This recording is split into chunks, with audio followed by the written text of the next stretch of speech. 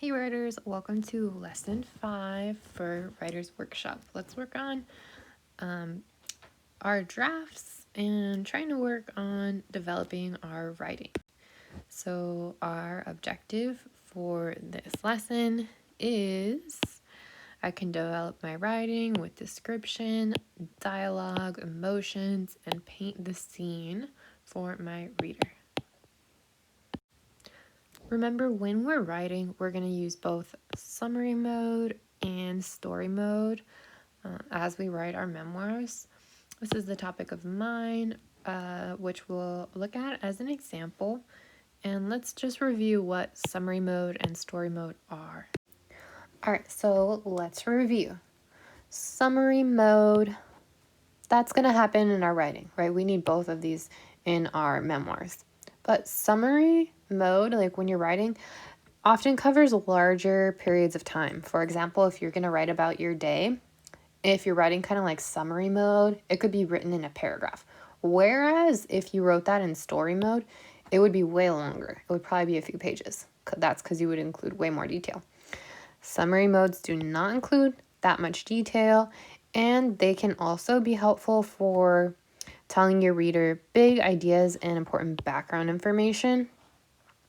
We tend to use summary mode when the writing isn't that important. You still need it, but you don't need all the little details. You're also going to need to be writing in story mode within your memoir. This is super important. When you're writing in story mode, you definitely need to include some dialogue. I'll be looking for dialogue. As I'm reading, it will make your writing a lot more interesting, a lot stronger. Also include emotions. How did you feel in that moment of your life? Since we're writing about memoirs, moments from your life, how were you feeling? Describe it. Include small moments with lots of detail. Like we walked here, right? Small moments, those tiny details. If you don't think about writing it, but add it in there. Also, you want to make sure and paint a picture for your reader. What is the scene? Where are you in that moment? Are you outside? Are you in a room? Describe what it looked like, what was going on. Remember, this is in your head as you're telling a memory, but someone who's reading this has no idea. So you really have to take time and describe it for them. When we write in story mode, that's something that we're going to do with the most important moments of your story. So taking a lot of time, breaking it down for your reader. Okay, so we know that story mode is important to give background information to your reader, kind of provide big ideas. And we know that story mode is really important to describe all the small details, include dialogue, all that good stuff for moments of your memoir that are really important. So we're going to do this strategy. You're going to do it once you kind of see how I work through it. But this is an outline of my memoir, right? Things that I have going on in my story.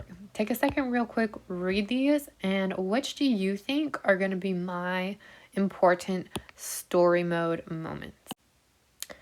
Okay, yeah, this, when I found out that she has cancer, that's definitely a moment that I want to slow down, give all the dialogue and detail, as well as when my family comes over for our first family dinner. That's kind of like the main point of my story.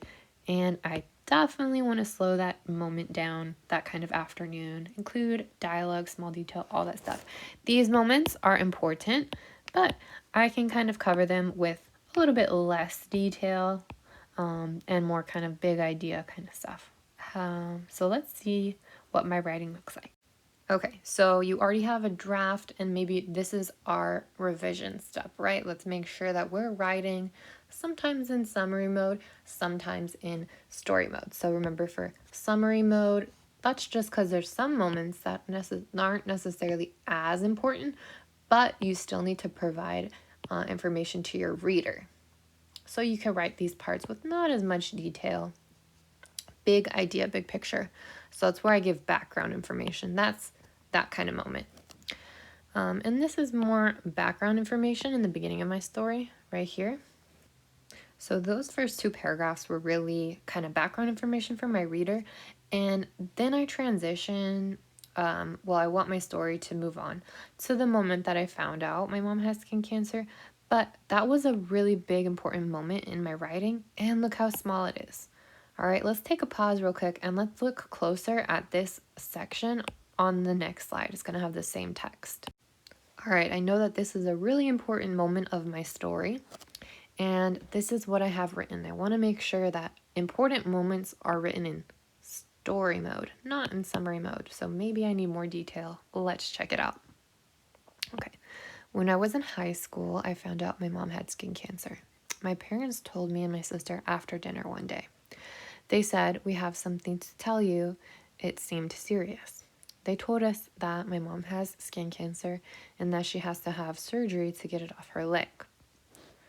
All right, hold up. Let me check off this post-it real quick so I know that this is an important moment of my story.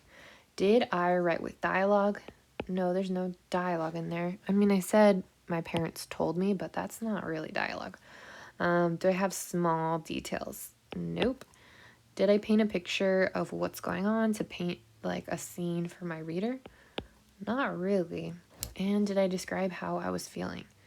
Not that either. Okay, so let's try to rewrite this and do all these things here. All right, so this took me a few minutes to write. It's not going to happen so immediately. You need to work on it. But this is what became of the little paragraph I had on the previous slide. I rewrote it with lots of detail. Let's see how it came out. Oops. Okay. It was just like any other normal day. My sister and I got home from school. She was in middle school and I was in my second year of high school.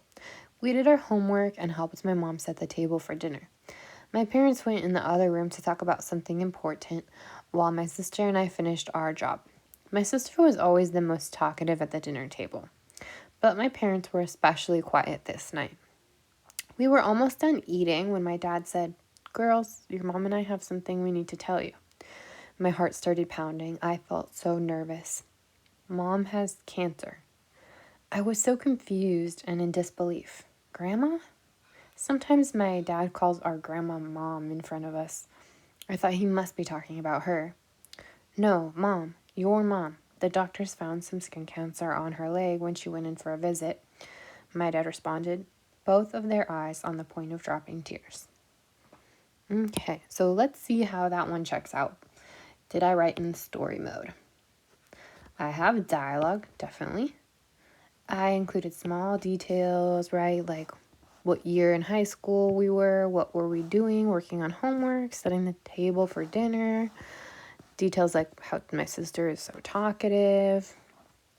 Yes, I didn't necessarily describe the room, but there's details in there for sure. Did I describe how I felt? Yeah, I did that as well. See, my heart is pounding, felt so nervous, I was confused. Their eyes were on the point of dropping tears, so you know it's like an emotion, they were sad.